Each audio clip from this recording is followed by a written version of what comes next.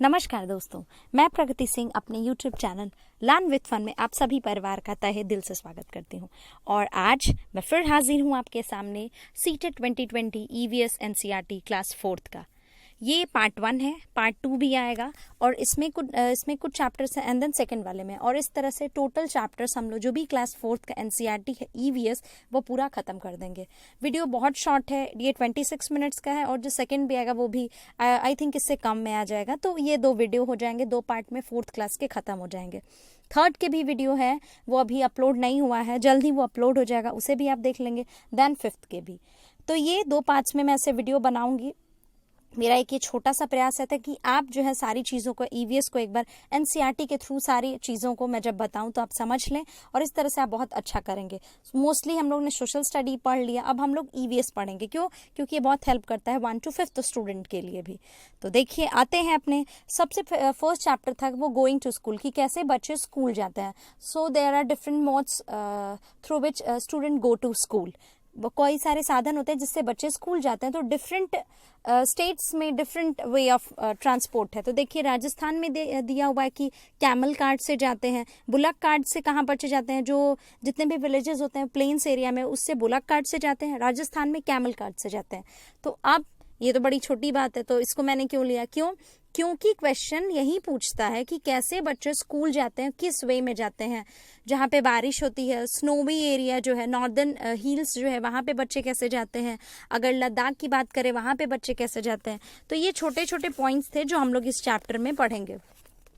As you always no कि NCERT जो है वो बहुत बहुत इंपॉर्टेंट है। तो इसीलिए मैंने इन सब सारी चीज़ों को 2 वीडियो में बनाया, ताकि आप पे ज़्यादा बर्डन ना पड़े, आपको वीडियो को स्किप नहीं करना पड़े, और इस तरह से आप हंसी मजाक में इस पूरे क्लास 4th को पढ़ लेंगे। अब देखिए, गुजरात में ये जो जुगाड़ नाम का जो व्हीकल है वो यूज़ होता है। ऐसे तो इसे फटफटिया कह सकते हैं हम लोग। यहाँ पे लिखा हो कि look at our special transport, it sounds foot foot foot when it runs. Is it not something special?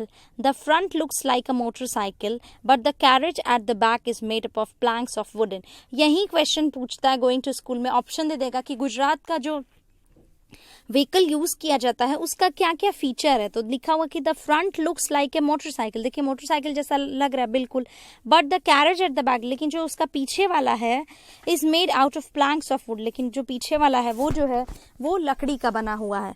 तो ये सारी चीजें हैं। तो इस तरह से क्या है, हम लोग गोइंग टू स्कूल में डिफरेंट स्टेट्स का पढ़ लेंगे। कुछ जहाँ पे बहुत ज्यादा बारिश होती है, वहाँ पे जो बच्चे होते हैं वो बांस की पुल बनाए होते हैं उस पे जाते हैं। तो इस तरह से जो बच्चे हैं वो रोप ब्रिजेस को, बैम्बूज को क्रॉस करके स्कूल जाते हैं। तो ये था। ये देखिए, बाइसाइकिल राइड भी है। अब आप मुझे कमेंट बॉक्स में करके बताएगा कि कोरोना वायरस कोविड-19 पेंडेमिक के इस इतने जो वैसा टाइम है, बहुत ही हम सबके लिए स्ट्रेसफुल टाइम है, उसमें एक लड़की ने कहाँ से बाईसाइकिल लिया और उसको उपाधि जो है वो मिली है, वो कहाँ की है और उसने कहाँ तक की जर्नी की, आप मुझे कमेंट बॉक्स में बताइएगा। ये देखिए, we ride our bicycle on the long road to school at some first girls group of 7 to 8 girls easily ride even through the difficult roads. तो ये तो बाईसाइकिल के बारे में है। ये मोस्टली कहीं भी आप चला सकते हो। हाँ, जैसे प्लेन एरियाज में ज़्यादा पॉसिबल ही है। उत्तराखंड में उतना नहीं पॉसिबल है क्योंकि बहुत ढलान्स होती है, उबड़ खाबड़ रहता है। अगर हम स्नोवी एरिया में बात करें तो वहाँ हम बाईसाइकिल नहीं यूज़ कर सकते हैं स्कूल जाने के लिए। तो ये अगर आपका बहुत दूर है तो हम बाईसाइकिल नहीं यूज़ कर सकते हैं। तो ये छोटी छोटी चीज़ थी जो हम लोग गोइंग टू स्कूल में पढ़ेंगे। इसमें टोटल जो है मैंने 12 चैप्टर्स लिए हैं और नेक्स्ट वीडियो में भी 12। तो इस तरह से हमारे चैप्टर्स जो है खत्म हो जाएगा। देखिए, ट्रॉली का यूज कहाँ होता है, ये क्वेश्चन पूछा हुआ था, लद्दाख में दिया हुआ है। Every day we have to cross the river to get to school, the river is wide and deep, there is a strong iron rope across the river. देखिए, आपको दिख रहा है ना, on both the sides it is tied tightly with strong trees on rocks, there is a trolley and open box made of wood. कैसा trolley किस बना हुआ है? तो एक ओपन बॉक्स है जो कि लकड़ी से बना हुआ है। Attached with the rope 4 or 5 of us sit in the trolley, a pulley helps the trolley to move across the rope, we reach the other side of the river in a short time। बहुत short time में लद्दाख के जितने भी student हैं वो trolley के through जो है वो स्कूल पहुंच जाते हैं। तो ये था। उसके बाद से अभी कुछ और भी आएगा कि कैसे नॉर्दर्न हिल्स में बच्चे जो है वो स्कूल जाते हैं। तो ये छोटे छोटे पॉइंट्स थे जो हम लोग इस चैप्टर में पढ़ेंगे। देखिए, होता क्या है कि हम लोग सारी चीजें जानते हैं। ऐसा तो है नहीं कि हम लोग क्लास 4th पढ़ के नहीं है, बट जब हमें उससे मतलब एग्जाम देना है तो हमको सारे पॉइंट्स याद होने चाहिए, इसलिए हम इन सारी बुक्स को पढ़ रहे हैं। अब देखिए ये बहुत इंपॉर्टेंट चीज है, ये चैप्टर था, सेकेंड चैप्टर था, तो उसमें दिया हुआ था कि ईयर टू ईयर, मतलब कि कैसे जो है डिफरेंट बर्ड्स के ईयर होते हैं, किसी के नहीं होते हैं, तो नहीं होते हैं तो क्या ऑप्शन होता है। इवन आज कोरोना वायरस में हमारे ईयर्स का तो बहुत ज्यादा काम है, मास्क ही मास्क पहनना है। सो ये देखिए अंडरलाइंड है, वही इंपॉर्टेंट है। We can not see a bird ear, हम जो है बर्ड के कान को नहीं देख सकते हैं, बट बर्ड के पास छोटे छोटे होल्स होते हैं on both side of its head. Generally the holes are covered with feathers, they help the bird to hear. ये जो पता है ये क्या पूछता है, ये स्टेटमेंट में पूछता है कि आप बताइए कि बर्ड के बारे में क्या सही है। तो if you look carefully you will see tiny holes. Lizard के भी अगर बारे में बात की जाए तो उसके भी हेड के पास जो है टाइनी होल्स होते हैं, जो उन्हें उसके ईयर के फंक्शन में हेल्प करता है, और उन्हीं का वो कान होता है, जो होल्स होते हैं उनके हेड पे। क्रोकोडाइल के पास भी ऐसा ही सेम फीचर होता है, but we can not see them easily. अब देखिए पैटर्न्स का क्वेश्चन पूछता है, एकदम हू बहू यही क्वेश्चन पूछा था। NCERT is so important. ये देखिए the different patterns on the animals are due to the hair on their skin, कि जो भी पैटर्न्स होते हैं एनिमल के क्यों होते हैं, यही रीजन पूछता है। अगर वो नहीं होते तो क्या पैटर्न होते, तो ये देखिए the different patterns on the animals are due to the hair on their skin. जब भी डिफरेंट जो पैटर्न्स हो गए एनिमल्स पे, वो किस लिए होते हैं, क्योंकि उनके स्किन पे बाल होते हैं।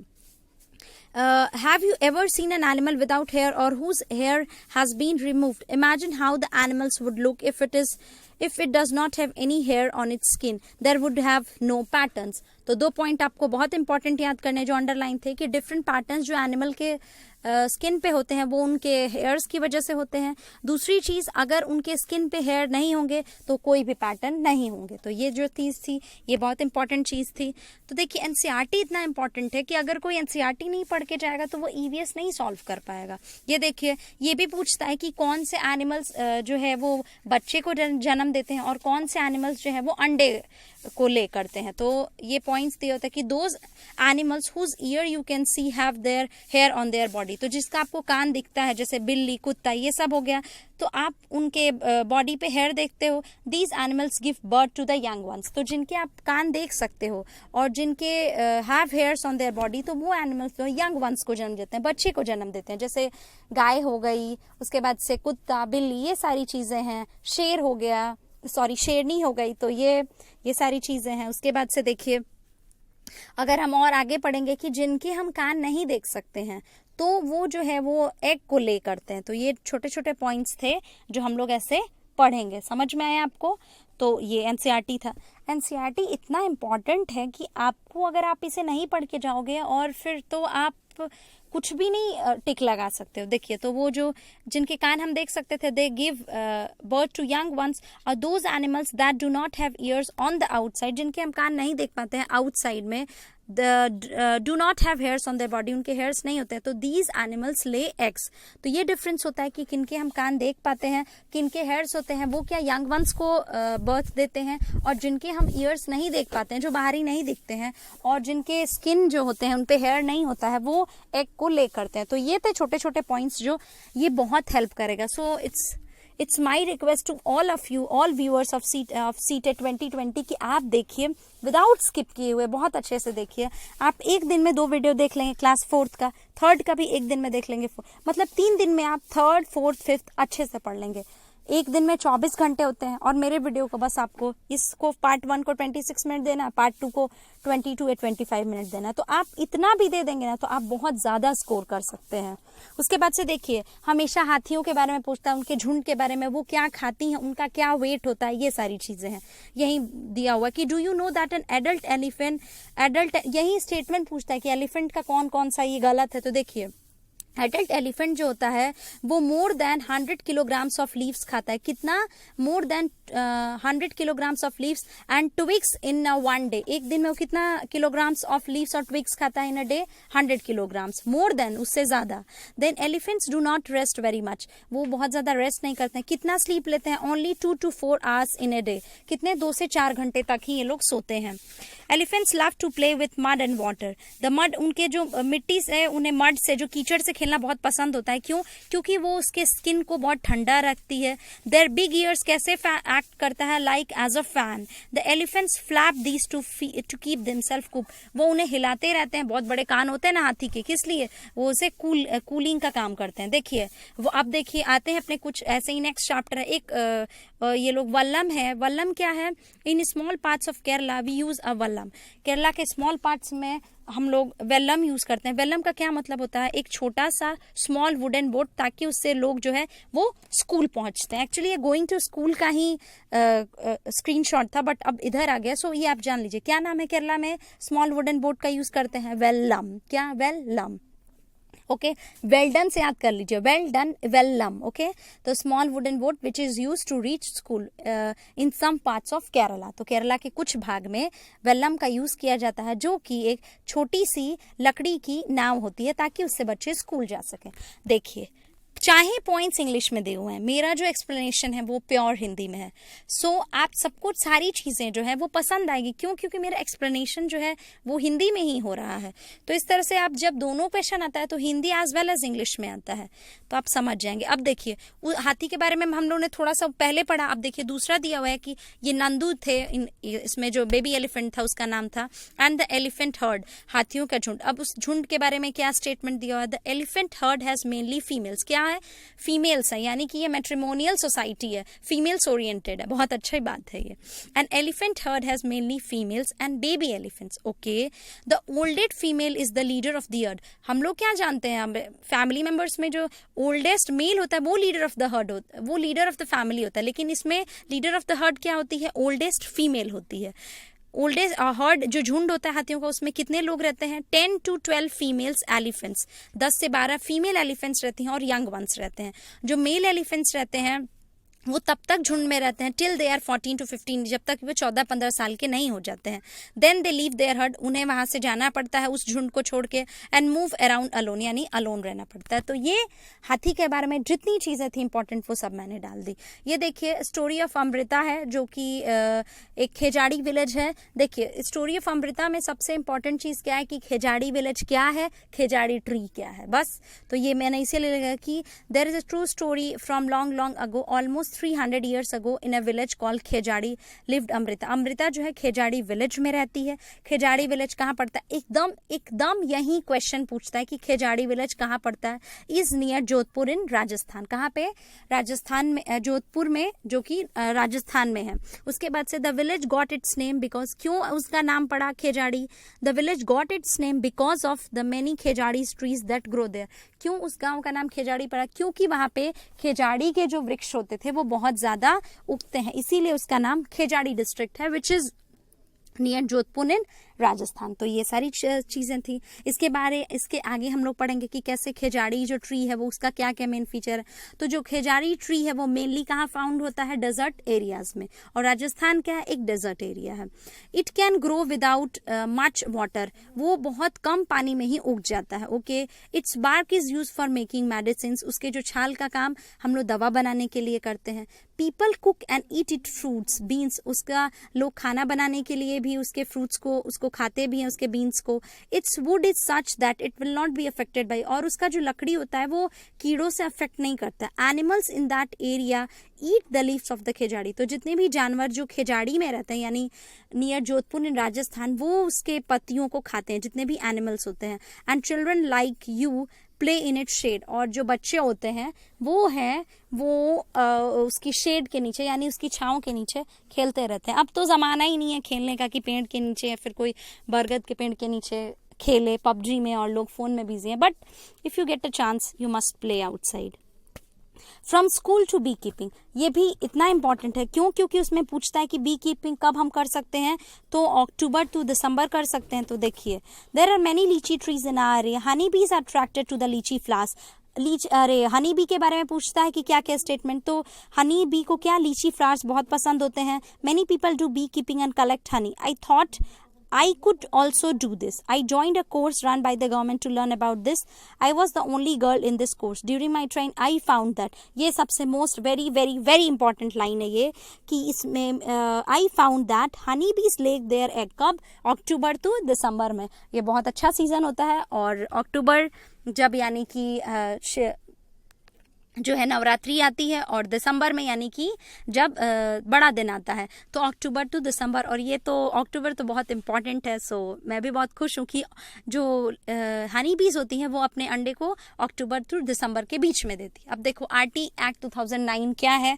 तो this provides the right of free and compulsory education to each child aged 6 to 14 years. ये तो हम लोग ने डीएलएड जब हम लोग पढ़ रहे थे तभी अपने कोर्स में भी पढ़ा था, बट ये एनसीईआरटी में बहुत इंपॉर्टेंट दिया हुआ था. ब्लू बॉक्स में था और blue box, yellow box, green box ये बहुत इंपॉर्टेंट होते हैं तो इसीलिए मैंने इसको ले लिया. तो आप देखिए कि आरटी एक्ट 2009 क्या है. That provides the right of कि जो है फ्री और कंपल्सरी एजुकेशन उन सारे बच्चों को प्रोवाइड करता है जो 6 से लेके 14 साल तक है.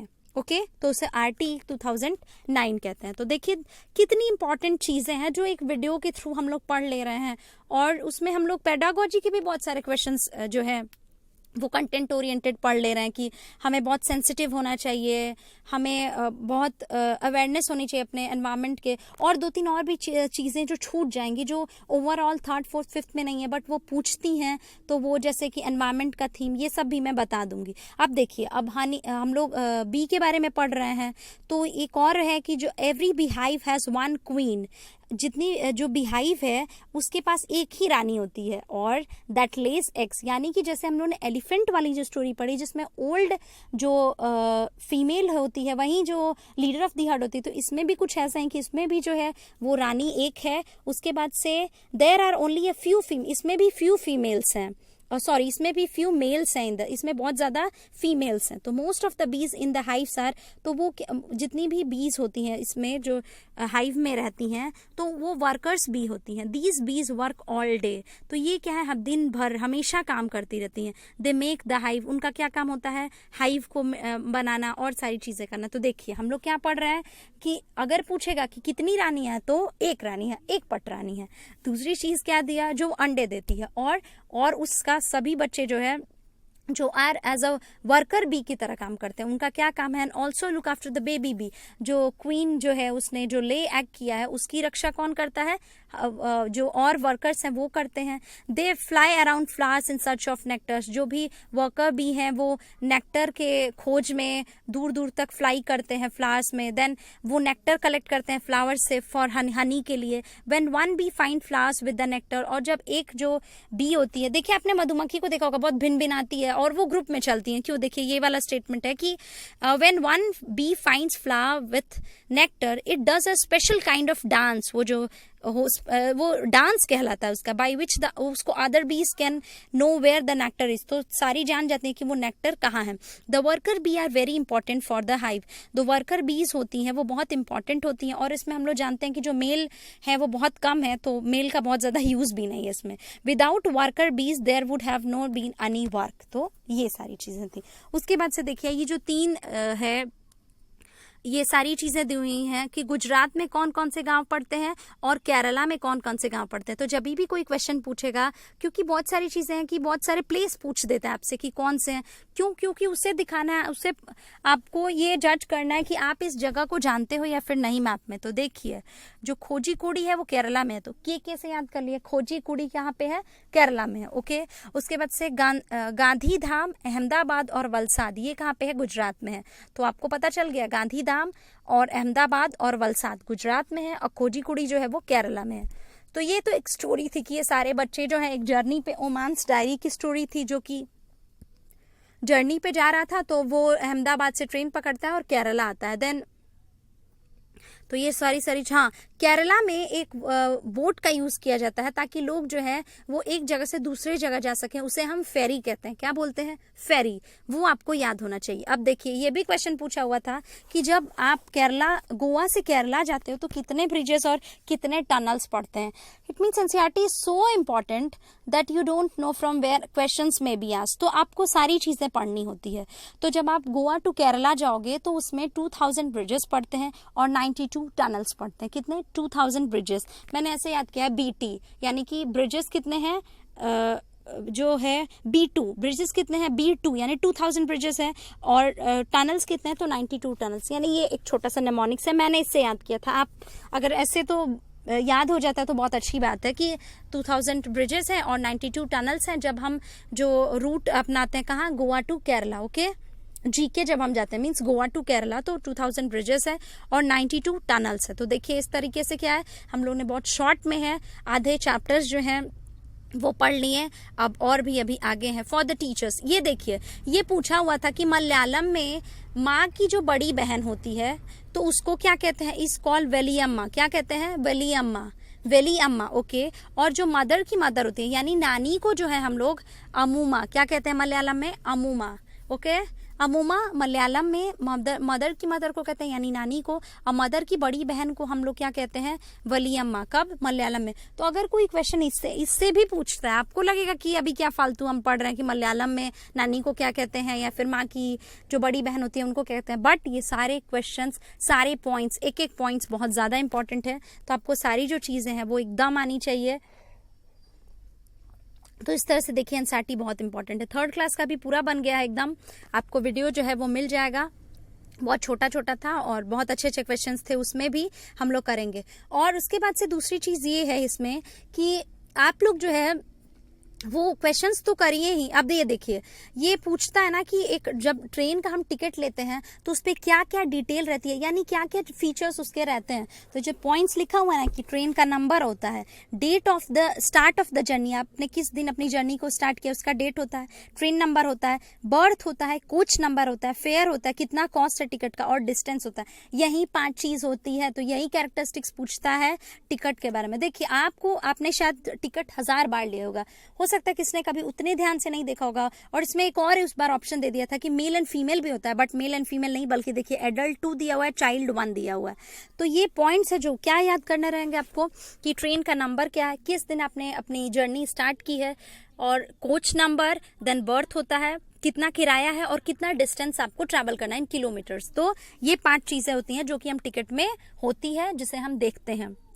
तो अब जब भी क्वेश्चन आएगा ट्रेन के टिकट से कि क्या क्या है, तो आपको जो है 5 पॉइंट्स याद होने चाहिए। ये देखिए फॉर द टीचर, ये भी क्वेश्चन पूछा हुआ था कि लड़कियों की जो उम्र होती है शादी की वो कितनी होती है और लड़कों की कितनी होती है। तो मोस्टली तो सबको पता होगा, बट मैंने इस चीज को डाल दिया ताकि जो है वो आपको पता होना चाहिए कि लॉ ऑन चाइल्ड मैरिज में बहुत जल्दी जो है ऐसे हो जाता था। तो इसको हटाने के लिए ऐसा किया कि teacher can discuss about children who can not finish school and also the law on child marriage who was strictly fix the, जो कि पहले तो है बहुत छोटे में ही शादी हो जाती थी, जैसे 10 साल की उम्र है अगर लड़की की तो हो शादी हो जाएगी, लड़का जो है वो अगर बहुत छोटा है तो हो जाएगी। तो अब फिक्स्ड हुआ एक एज, पर्टिकुलर एज। तो मैरिज के लिए लड़की की कम से कम 18 साल और लड़के की जो उम्र होनी चाहिए वो 21 साल होनी चाहिए। तो कितनी होनी चाहिए, 18:21। गर्ल्स की 18 है और बॉयज की 21 है। तो जब भी कभी कभी स्टेटमेंट में आ जाता है लड़कियों की 21 दे देगा, लड़कों की 18 दे देगा, तो आपको सही मानना कि पहले लड़का दिया हुआ है या पहले लड़की दी हुई। अब देखिए ये कर्णम मल्लेश्वरी है, इनसे इतनी बार क्वेश्चन पूछा हुआ है, अगर आपने क्वेश्चन पेपर खोला है तो आपको पता होगा। कर्णम मल्लेश्वर जो है एक वेट लिफ्टर है, कहाँ की है ये भी पूछता है। देखिए ये सब जो चीजें ना जो बॉक्स में दी रहती हैं वो ये नहीं पूछता है, बस एक क्वेश्चन पूछ देगा कर्णम मल्लेश्वरी कितने की है, उन्होंने कितने गोल्ड मेडल जीते हैं, वो कहाँ की है, पूछता ना कि कौन कौन से स्टेटमेंट कर्णम मल्लेश्वरी से रिलेटेड जो वो सही है। तो आपको सारी बातें पता होनी चाहिए कि कर्णम मल्लेश्वरी जो है वेट लिफ्टर है, कहाँ की है, आंध्र प्रदेश की है, उनके फादर थे वो पुलिस कांस्टेबल थे। Malleswari started lifting wait when she was 12 years old, कब से वो स्टार्ट कर दी अपना वेट लिफ्टिंग, जब वो 12 साल की थी। Now she can lift a weight of 130 kilograms, और अब वो 130 किलोग्राम्स के भी वेट को लिफ्ट कर सकते हैं। उसके बाद से देखिए कर्णम ने कितने मेडल्स जीते इंटरनेशनल इवेंट्स में, तो 29 मेडल्स जीते इंटरनेशनल इवेंट्स में। तो ये पॉइंट्स हैं जो आपको याद होने चाहिए और इस तरह से आप कर लेंगे। ये देखिए अब देखिए मधुबनी का जो पेंटिंग होता है ये, अरे यार इससे तो मतलब इतनी बार क्वेश्चन पूछा ना कि आप इसके एक एक पॉइंट याद कर लो ये देखिए जो डिजाइन है in the picture is called Madhubani. It is very old form of folk art. Actually मैं अभी बोल रही हूँ ना कि बार बार पूछा हुआ है, आपको नहीं समझ में आएगा। जब आप खुद क्वेश्चन पेपर देखोगे, आप खुद जब बैठोगे एग्जाम में, वो पूछेगा। और अगर आपने मेरे वीडियोस देखे होंगे तो आपको ये जो मैं अभी चीख चीख के चिल्ला रही हूँ, तो वो आपको आपके कान में मतलब ये गूंजेगा कि हाँ ये वाली चीज थी, ये हम लोग को मैम ने ये पढ़ाया हुआ था। तो देखिए मधुबनी पेंटिंग जो है उसका नाम इसलिए पड़ा क्योंकि मधुबनी है वो डिस्ट्रिक्ट है बिहार की कॉल्ड मधुबनी। यहाँ पे फेस्टिवल्स में जो हैप्पी ओकेजन्स होता है तो घर की दीवारों पे और आंगन में जो है ये पेंटिंग करते हैं। इसकी खासियत ये है कि these paintings are made out of paste of powdered rice. जो चावल का जो पाउडर होता है उससे बना होता है और उसको मिक्स किसमें किया जाता है, कलर के साथ। The colours used in Madhubani, तो जो भी कलर्स यूज होते हैं मधुबनी वो टर्मरिक होते हैं, हल्दी से होते हैं, देन उसमें फ्लावर्स का भी यूज होता है। तो इस तरह से देखिए हम लोग ने सब कुछ पढ़ लिया। एटलीस्ट इसमें मैंने 12 चैप्टर्स कवर किए हैं और आगे भी सेकेंड वीडियो में है और मैं चैप्टर्स कवर कर लूंगी। तो इस तरह से हम लोग क्लास 4 का ईवीएस जो कि फुल्ली एनसीईआरटी बेस्ड है उसको कर लेंगे। So that's all for today. I hope आप लोग को मेरा जो वीडियो है ये बहुत पसंद आया होगा। सो लाइक कीजिएगा, शेयर कीजिएगा, सब्सक्राइब कीजिएगा ताकि सारे बच्चों को है इस वीडियो से बेनिफिट मिल सके। और जितना आप शेयर करेंगे उतनी मुझे खुशी होगी। और जो सेकंड पार्ट है इसका जल्द आ जाएगा, आप लोग आराम से देख सकते हैं। क्लास 3 का भी जो एनसीईआरटी है वो भी है, बहुत जल्दी आने वाला है। तो आप जो है अच्छे तरीके से देखिए, टाइम को यूटिलाइज कीजिए और होप को बिल्कुल लूज मत कीजिए। क्योंकि अभी रिसेंट में जो सुशांत सिंह राजपूत ने किया है वो बहुत ही दर्दनाक है और बहुत निगेटिव एस्पेक्ट देता है कि आप जो है आप इतने जल्दी हार नहीं मान सकते हैं। So that's